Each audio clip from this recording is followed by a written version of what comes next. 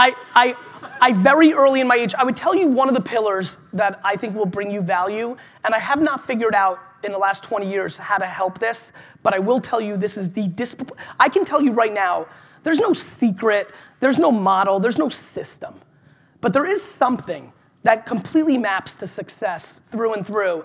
I just don't know how to teach it, and I actually don't know if it's teachable, but I'd like to say it right now because I was deploying it as a 15-year-old, which is, if you were fortunate enough to be sitting in this room right now and you think that you have self-awareness, then you are very gifted and you have a real shot of winning.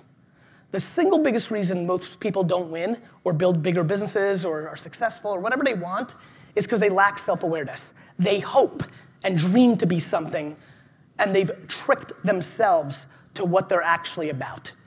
The second that you're willing to accept who you actually are and then put yourself in a position to win around that skill, the second you start seeing upside. And that's what happened with me.